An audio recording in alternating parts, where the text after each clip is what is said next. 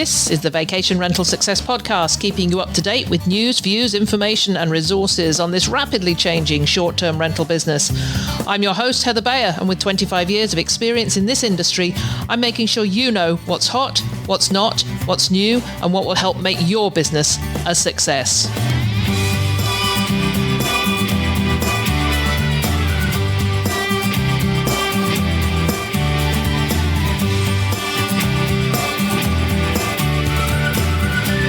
Hello and welcome to another episode of the Vacation Rental Success Podcast. This is your host, Heather Bayer. And as ever, I am super delighted to be back with you once again. So today we're talking about homeowner relationships. And after 20 years as a property manager, I can confidently say I had my fair share of wonderful ones. And there were a few that were anything but.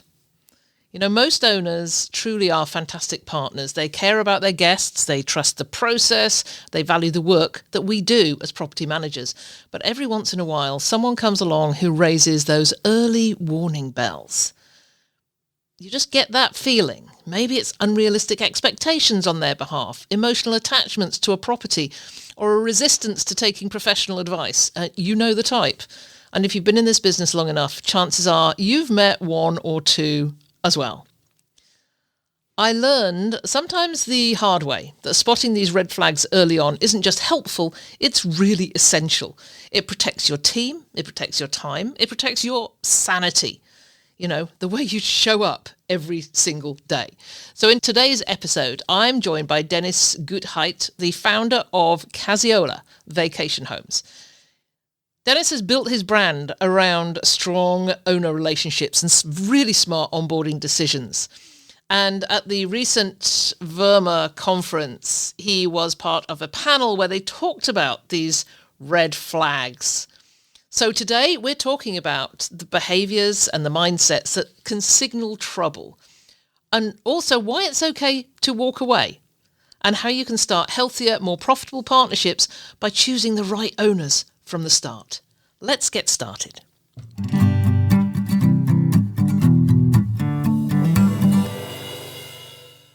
So I am super happy to have back with me once again, Dennis I'm going to get this correct this time. Goedheid. Goedheid.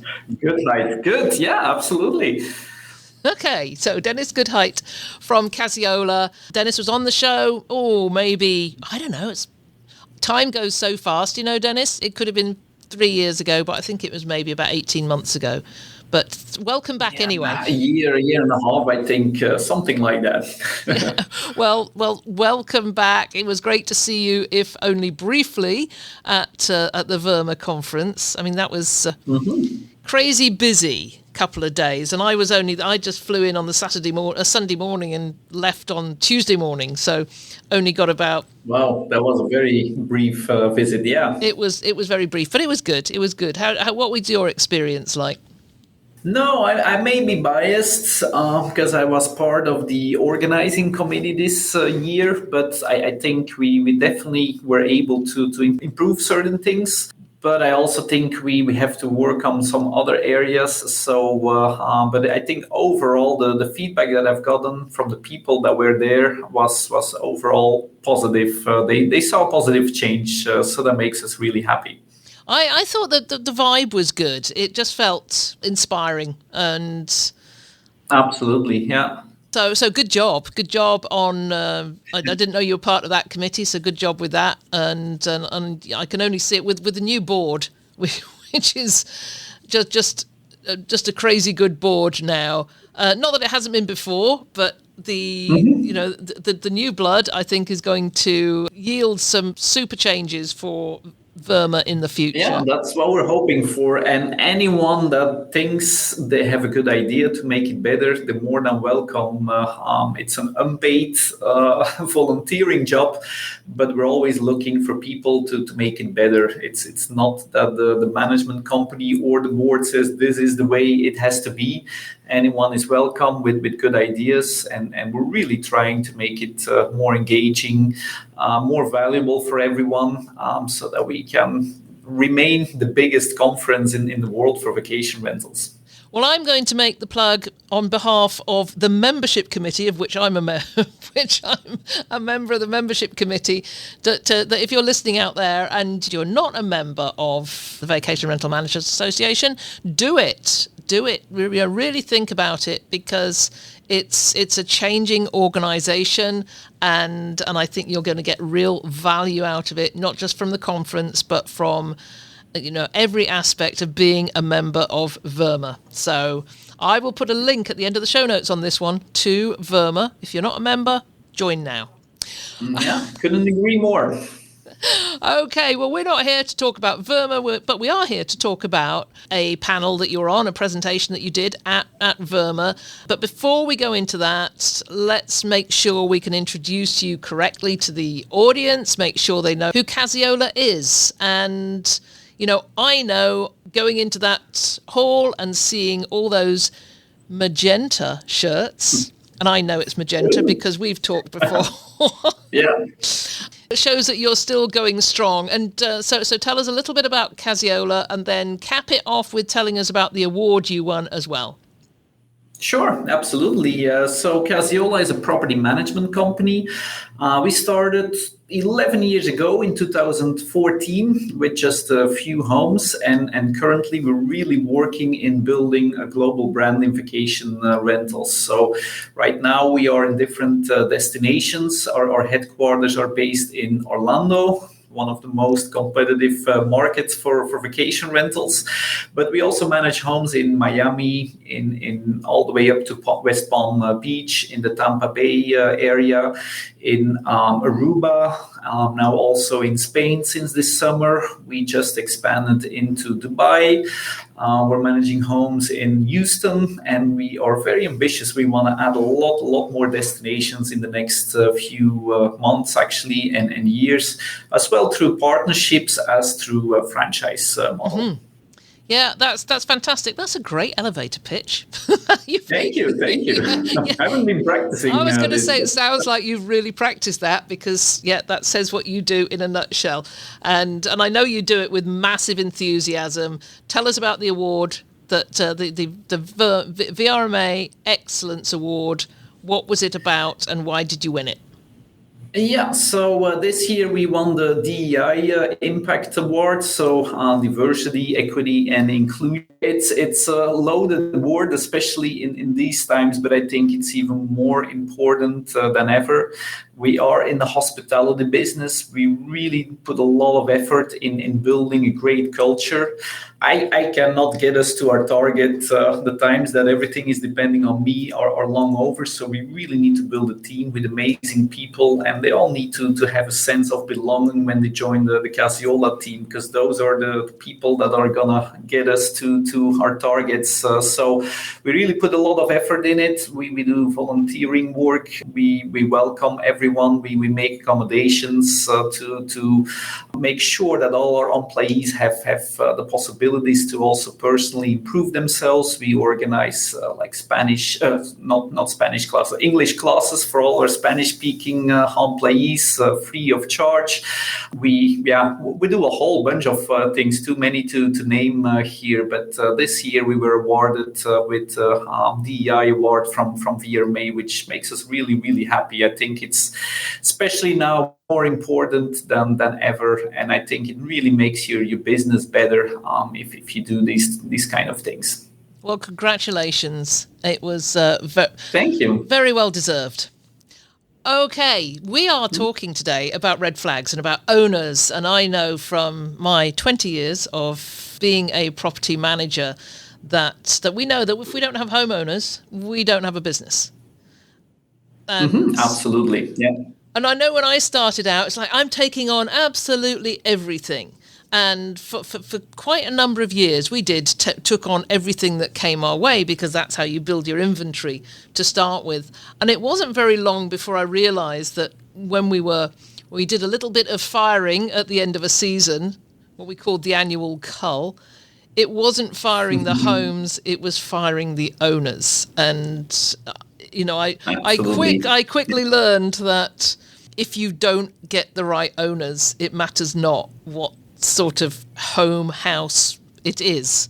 it can lead you down a path that you don't really want to go. So we're going to explore this in terms of, so just to backtrack, tell us a little bit about the panel you did at VRMA this year. Yeah, absolutely. So it was about setting homeowners' expectations and then also the operational realities that go with it. And I think we all, what you just described there, we all made the same mistake. We did exactly the same in the beginning. You just do anything that an owner is asking. You have a contract, but if they want to rewrite it completely, that's perfectly fine. You just want to grow and want to get more homes on board, and that is fine. I think there's definitely a place. There's a certain type of homeowners that are looking for exactly that.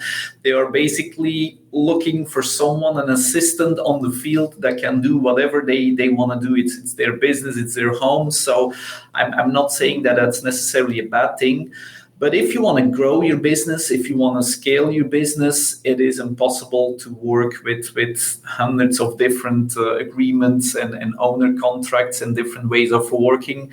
So that is also where the operational realities set in, right? So it's easy in the beginning if you just have a handful of homes and you do everything yourself.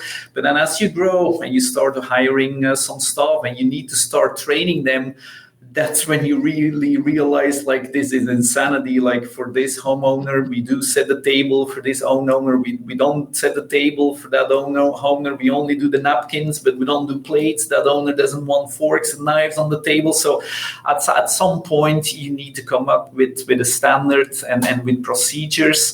And it took us a whole while before we came up with that list of red flags. But at some point, as your team is growing, you need to explain and define what a good match of a homeowner is and what a bad match is. And again, that does not say anything about the homeowner itself, about the person, but it's just what kind of homeowners you want to attract and service as a company. And we always have been very focused on revenue and performance. But there are a lot of homeowners out there that don't really care about the money. They bought a home to use it with their family. They just want someone to really take good care of it. And that's perfectly fine too. I mean, those are sometimes great homeowners. They put a lot of love and investment in their home.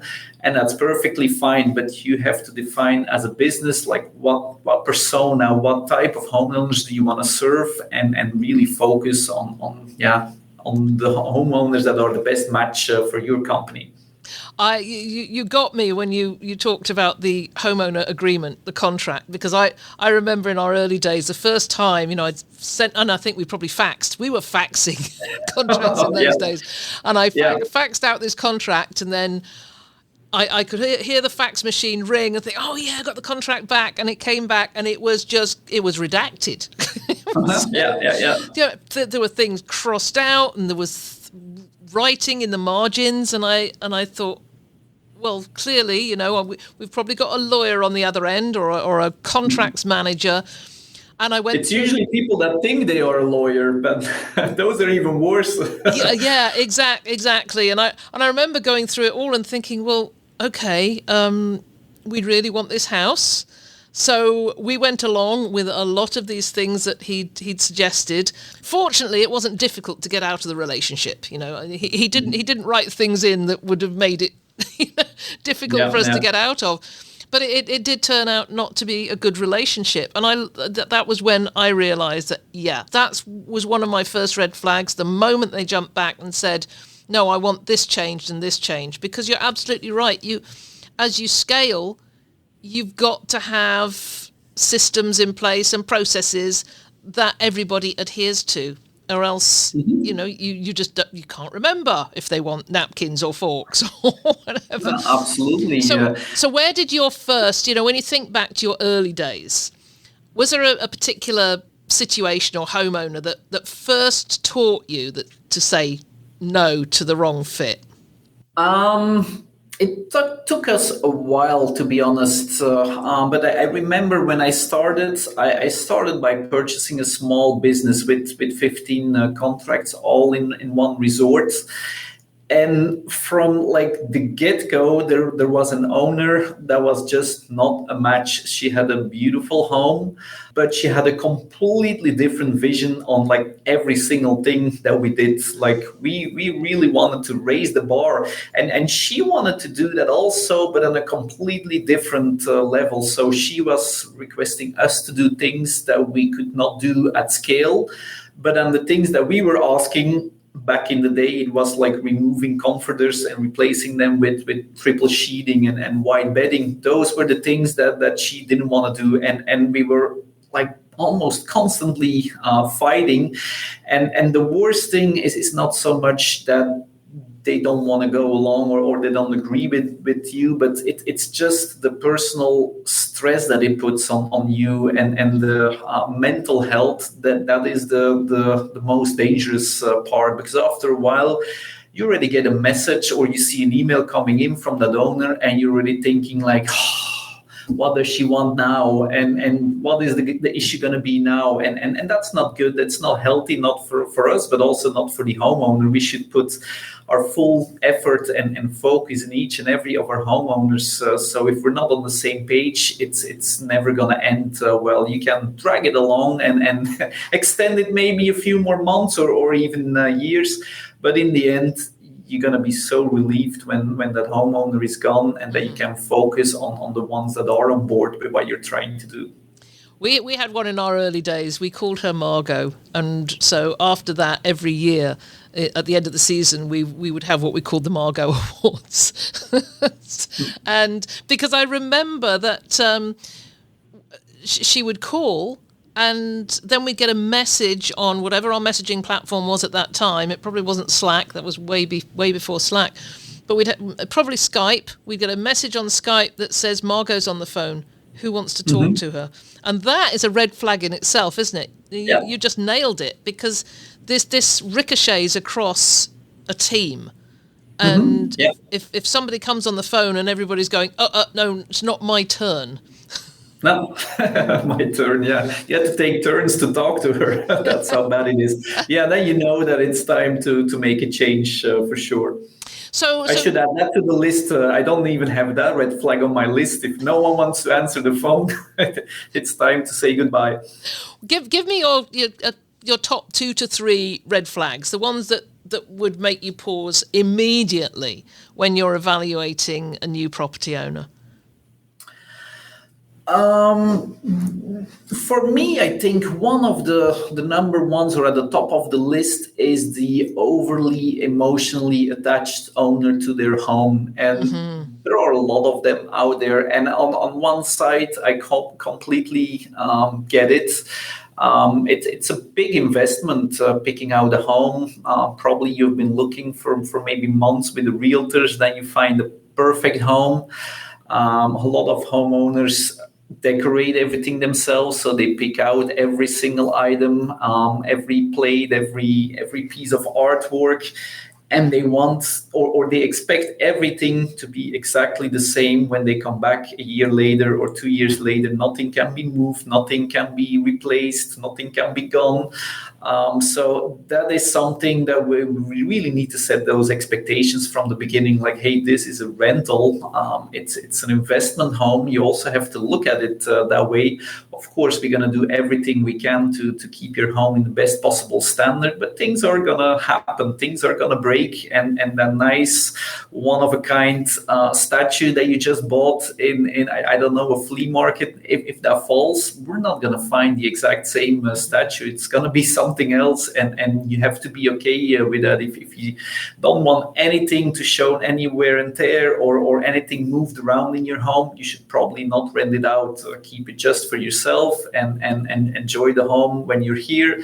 But if you want to open up your home for people and you expect them to pay money to stay in your home, just expect it's going to be part of business or part of doing business, that things are going to break and things are going to get damaged and going to get dirty and have to be maintained. So that I think is definitely one of the at the top of my list, overly emotionally attached owners. So how does that come across? How do you recognise very quickly that this is that type of owner?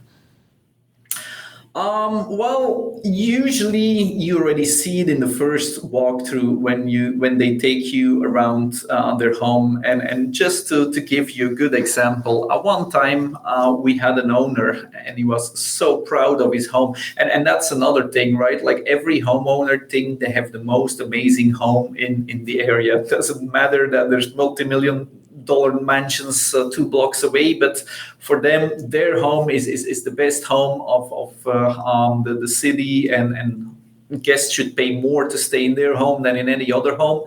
But he was giving a tour of his home, and I walk into the living room and I saw a real Oscar Academy Award statue on above the TV.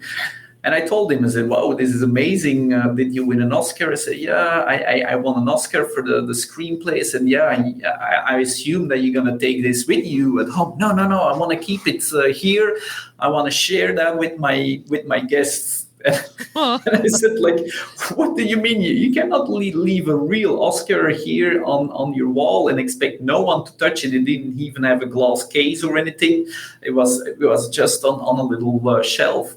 And then he went to the next thing. He had a collection of 100 or 200, I didn't even count them, but 200 DVDs with all those movies.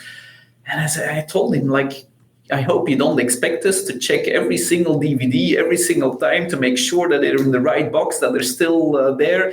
And all those kind of things and details from the beginning that should have been a red flag. It was all the way in the beginning. So like you mentioned, I ignored it and I thought, oh, this is great having an Oscar in a home. We can really put that out there as a marketing tool. But it was a bad idea from the beginning, and it turned out to be not a long-lasting relationship. So you usually, and that's the hard thing. After a while, you just feel what's wrong, but you never really put it on paper. And that is the issue that we ran into as we were scaling.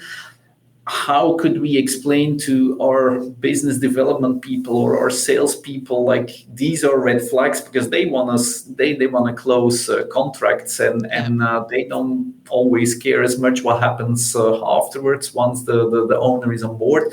But then it becomes a problem of our owner relations team or the operations team. So we really had to be careful which type of owners we brought on, and that's when we started the list. It's based on the feedback that we get as well from our own relations managers, as from the field team that do the inspections, even from accounting. So that's when we started compiling the list with owner red flags.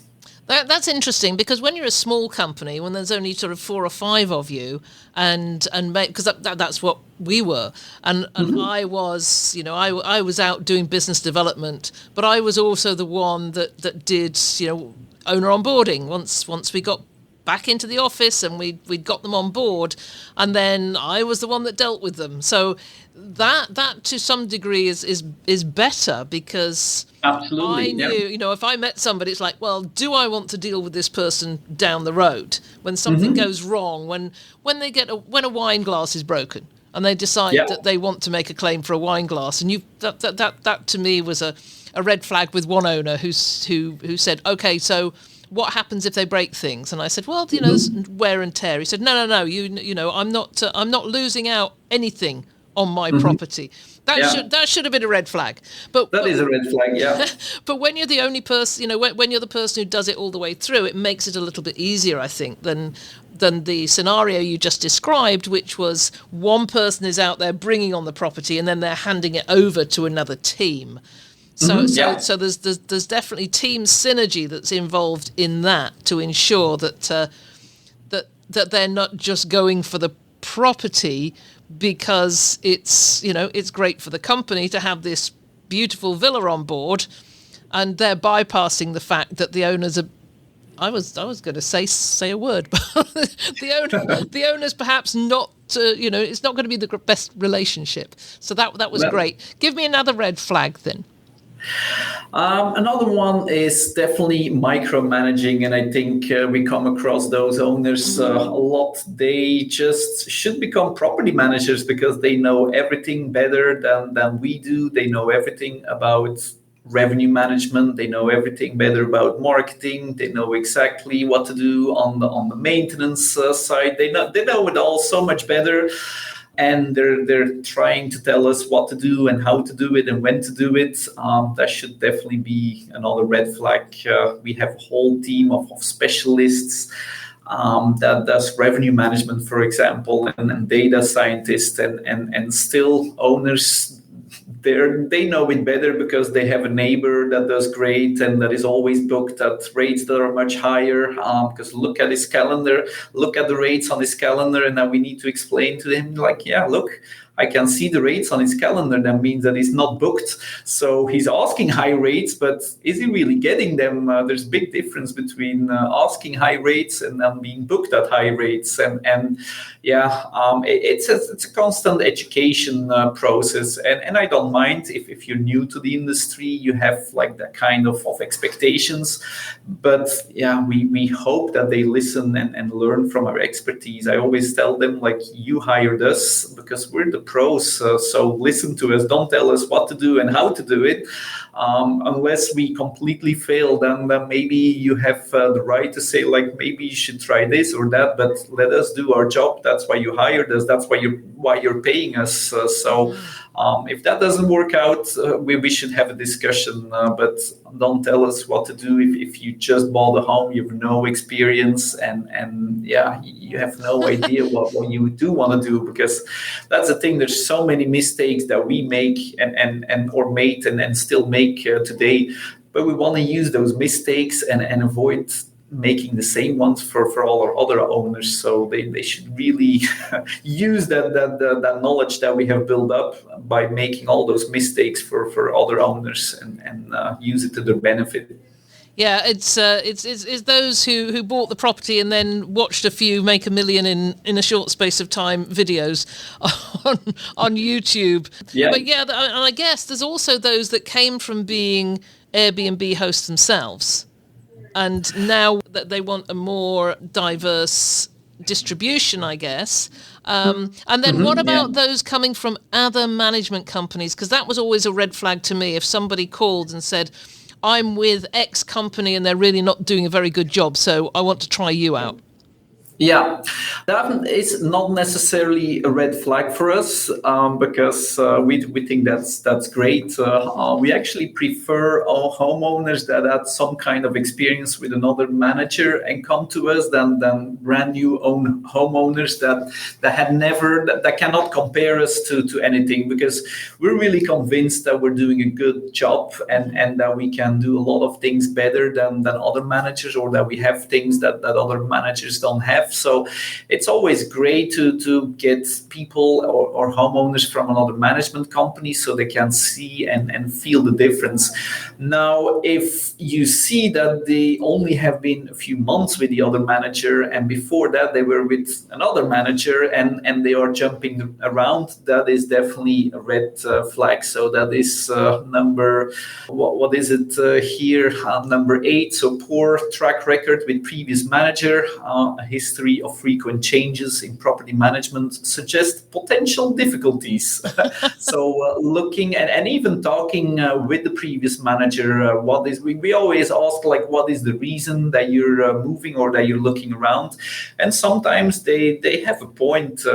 Things have happened with the previous management company that are unacceptable. And if I was in their place, I would also want to switch to someone else. But if you know them, if you're in an area, you probably know your biggest competitors. Don't be afraid to ask, like, hey, this homeowner reached out. They're not happy because of this and this and this. Just want to give you a heads up. Is there anything that you want to add to the story? And then you may get some feedback from them too that may help you in making the decision if you want to move forward with them. or not. Well, that's some great points there. What about unrealistic expectations? Because these last few years have delivered, I would imagine, a lot of owners with expectations based on the soaring revenue expectations of the COVID years, and then came in 24 or 23 or 24 with those same expectations. How do you see, is that a red flag? If that would be a red flag, we probably would not sign on any new owners these days. So I would say that the majority has unrealistic expectations just because of the timing when they bought and the interest rates that they're paying. In a lot of markets, it just financially, it does not always make sense anymore to own a vacation home. We call it, it's like a lifestyle asset. You buy it to enjoy it yourself.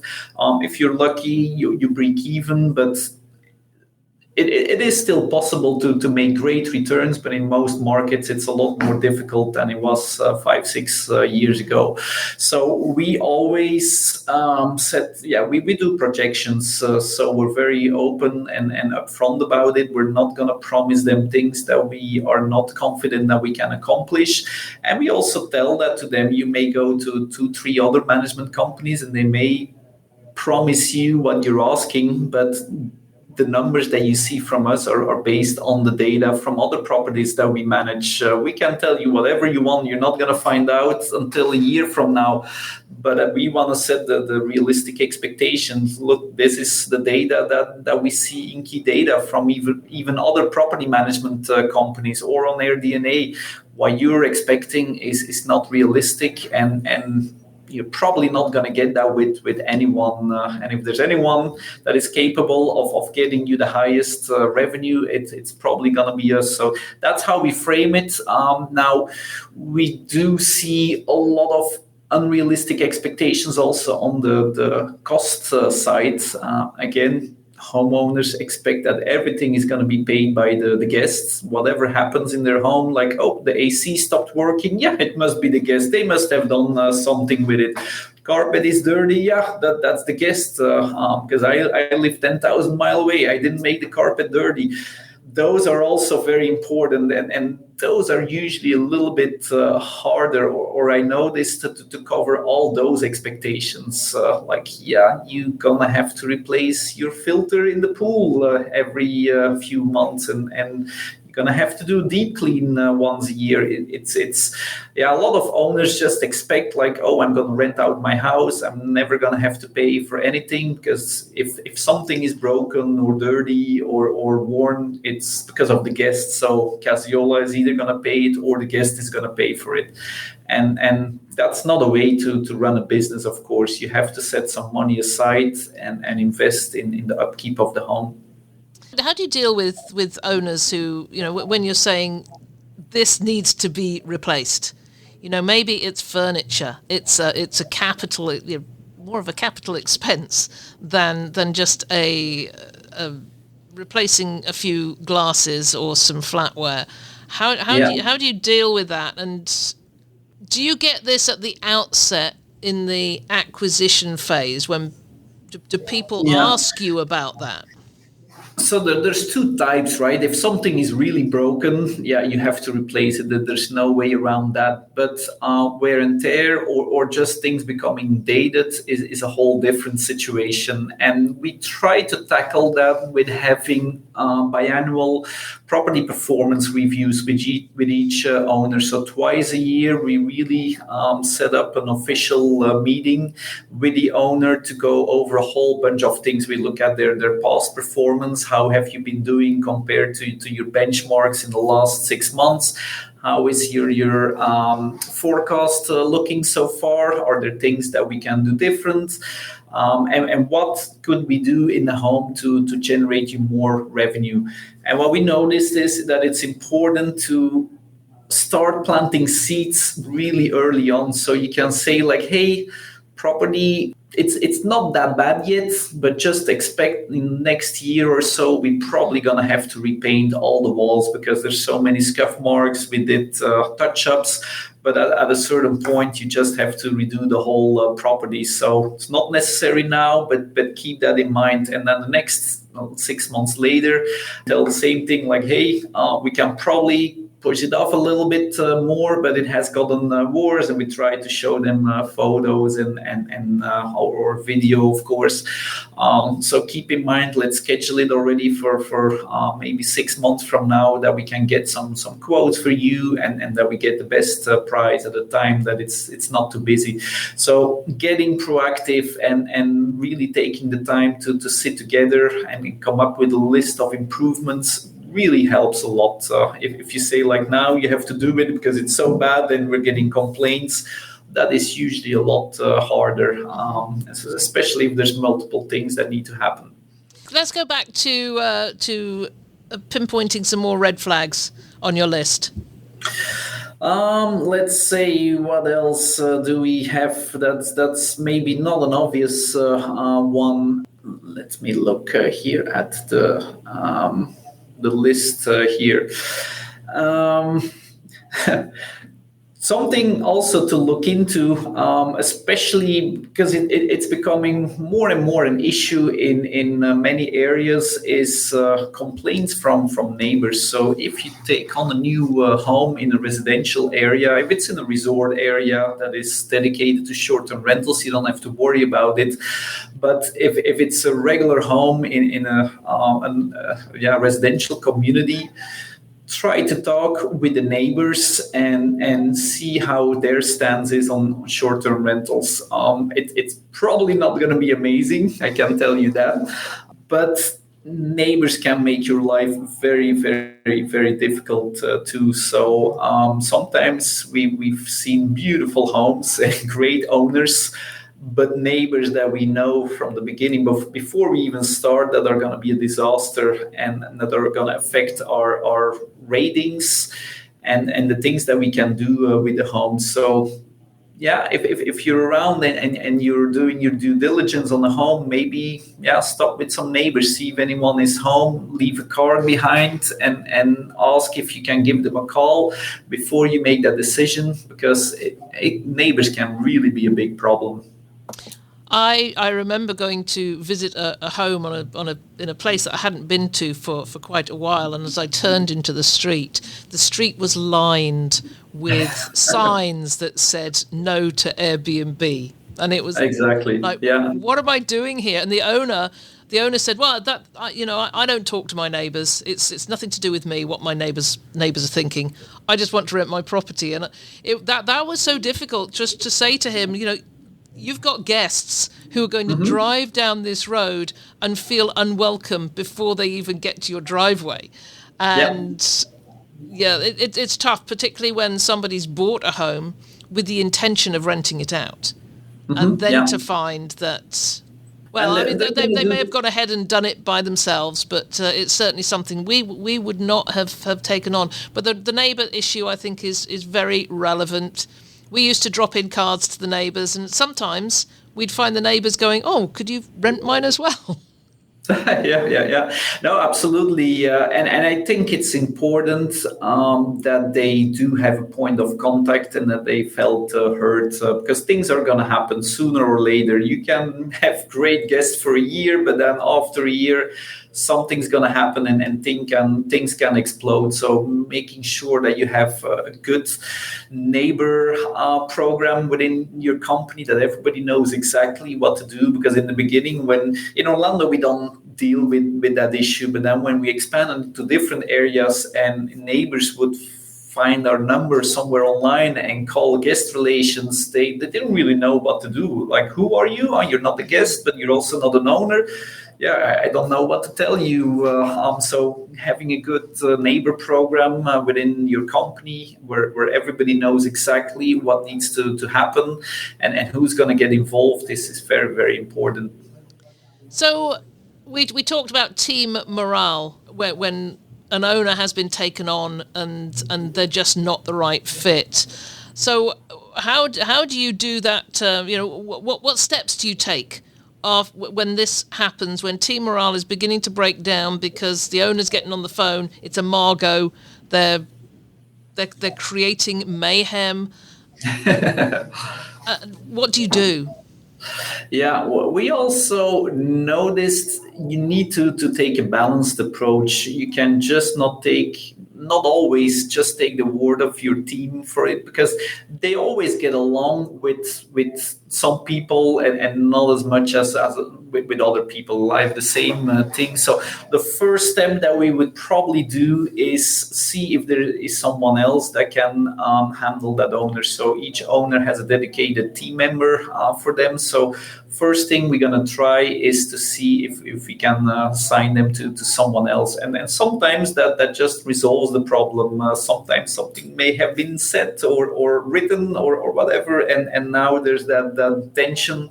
And like, yeah, we've seen that owners get along great with just a different person, same company. All of a sudden, everything is great, and before everything was bad. So that would be the first step that we're gonna try to do. Next thing, if it's still an issue, we are also gonna try to look at data, and is that someone that really reaches out like 10 times a day, because you have those owners too that are just unreasonable, or is it just someone that has a legit issue, but that we only hear three times a year or 4 times a year, and that is just not agreeing with certain things, because that's where the manager may get involved, or where we have that conversation like, hey, owner, how do you see, what do you expect from us? Turning that question around is something that is very valuable too. Like, what do you want us to do, or what would you do when you were us? And then sometimes they come up with a solution, and then you have to tell them, yeah, but what? How does our team have to do this if they're already doing that? And sometimes then the owners realize like, hey, yeah, what I'm asking here is maybe very difficult to put into practice. But in the end, it's always the team that gets the final say. Something that we do not accept from anyone is like cursing and like misbehavior from owners. But in the end, it is the team that gets to make the final decision.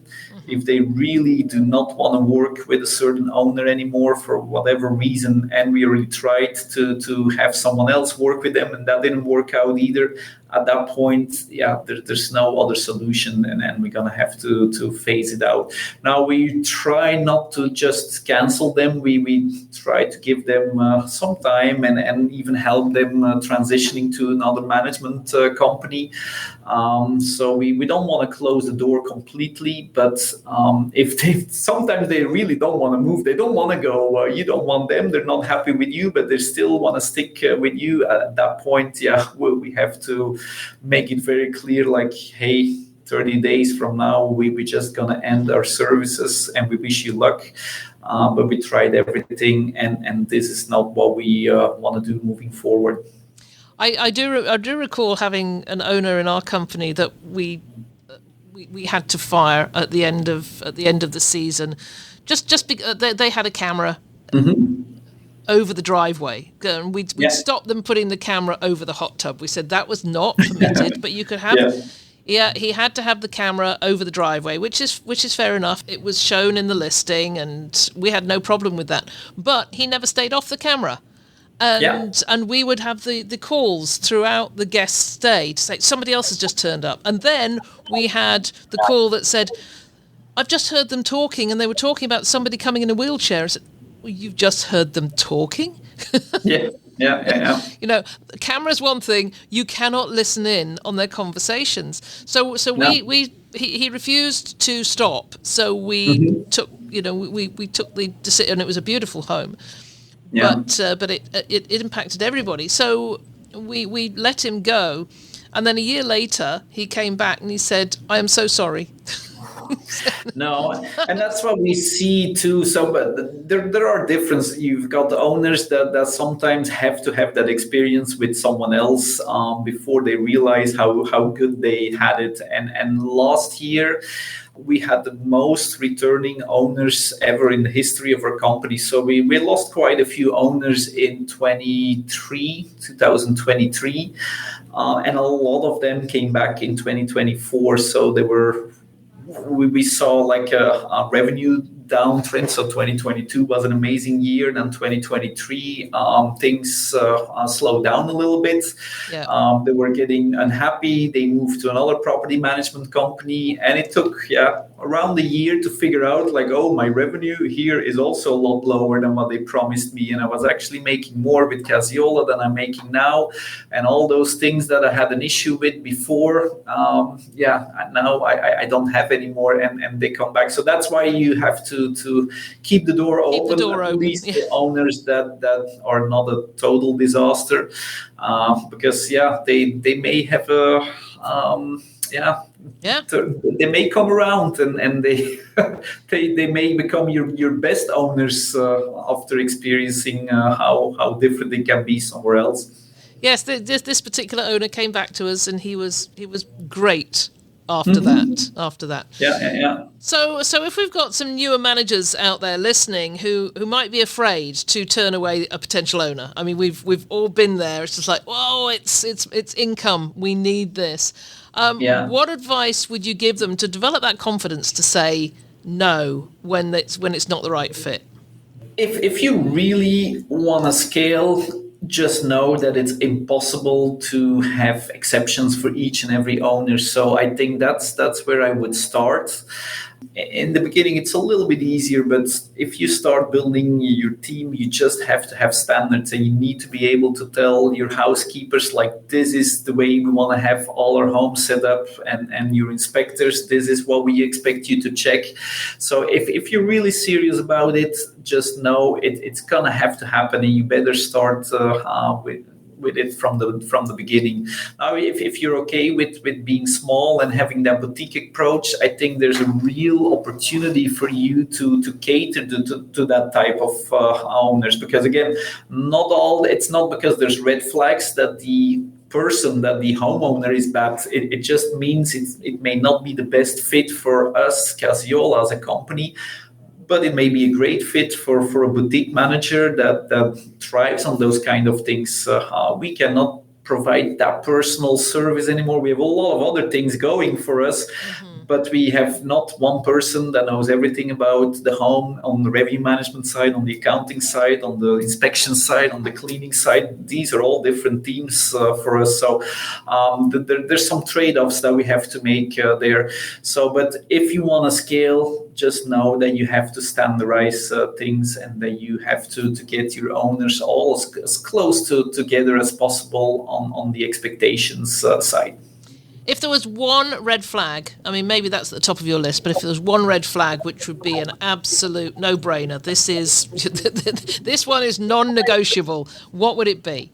Like I said, for me, it would be the overly emotionally attached homeowner. It's why you mentioned those are the ones looking at the cameras, talking to their neighbors. We have even homeowners that were requesting to use their own housekeepers. So we've made that mistake a few times.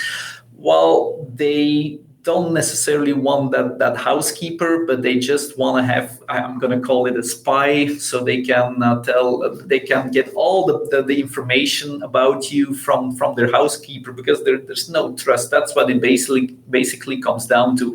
And of course, that housekeeper is never going to admit to any mistakes that they make. So if we go and inspect the home and we say, oh, we found this and this and this and this, that's when things usually turn sour, because then the housekeeper next time is going to go in and say, oh, look, this is damaged and that is damaged and they haven't replaced this yet. And that's another example of something that we no longer do. If the housekeeper wants to work for us, they can apply and they can get into the pool. We're always looking for great housekeepers. But using homeowners, housekeepers, we stepped away from that, because it usually never ends good. I'm glad you brought that up, because that's something that we got into a lot, because of our properties being so scattered.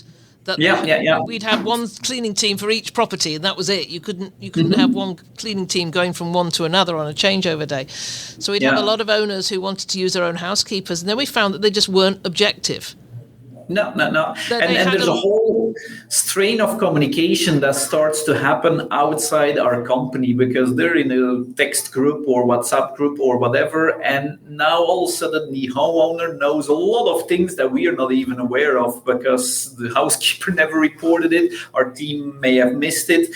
And that creates very difficult situations. So if a housekeeper joins our team and have multiple properties, we see that usually works better because they have also a lot more to lose if they say, oh, I'm going to complain about Casiola to that homeowner.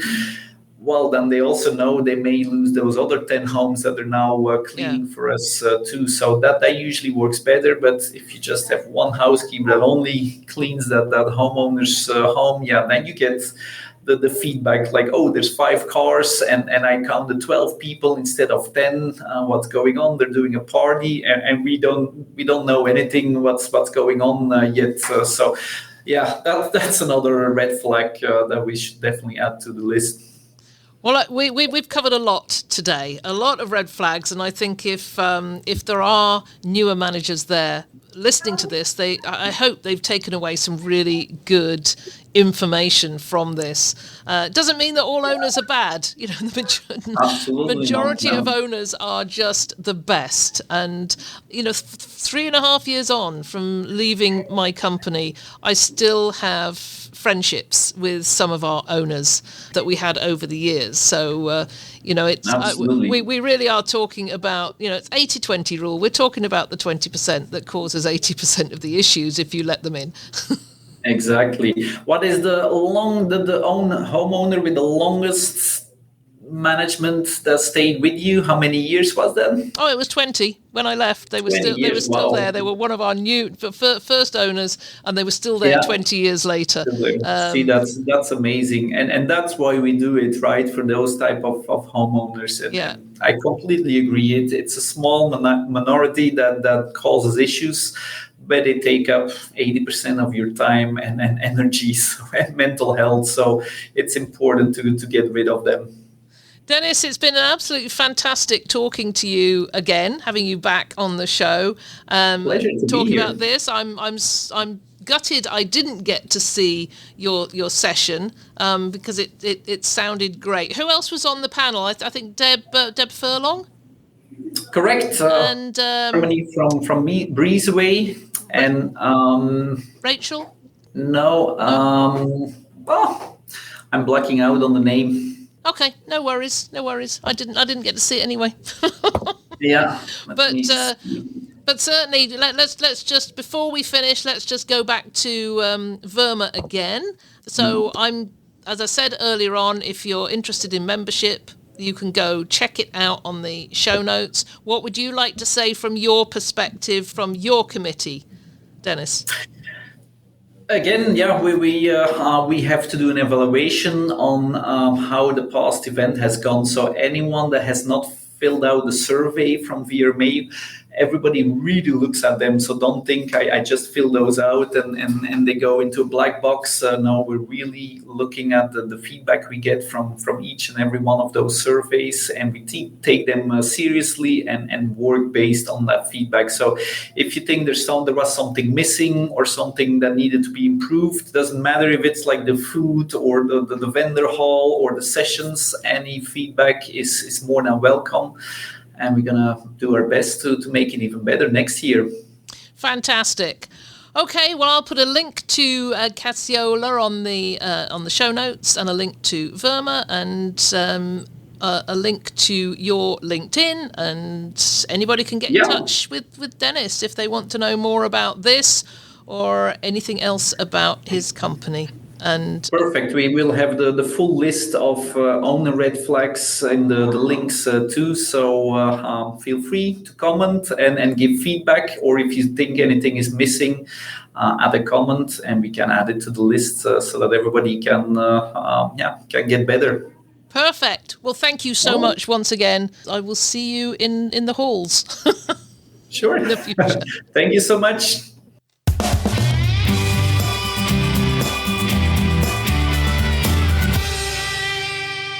Well, I hope today's conversation gave you some clarity and maybe even a little validation about the types of owner relationships that are actually worth pursuing and ones that just aren't. It took us years to actually really get into this and realise that it was okay to say no. After managing hundreds of properties over the years, I did learn that choosing the right homeowners to partner with is one of the most important decisions you can make. It will protect your team. It will protect your brain space. And of course, as a knock on, it's going to protect the guest experience as well. So a big thank you to Dennis for sharing his insights and his hard-won lessons from building the Casiola brand. It's always refreshing to talk with someone who's walked the walk and is willing to say not every owner is the right fit, and that's okay. So if you found value in this episode, please consider sharing it with someone in your network who might need to hear it. And as always, I'd love to hear your thoughts. What red flags have you come across? Are there any we missed? I think I'll probably take this conversation over to LinkedIn after we publish this episode, and you can join in on there. So keep an eye out for that too. Thank you again for tuning in. I'll catch you next week on the podcast. It's been a pleasure as ever being with you. If there's anything you'd like to comment on, then join the conversation on the show notes for the episode at vacationrentalformula.com. We'd love to hear from you, and I look forward to being with you again next week.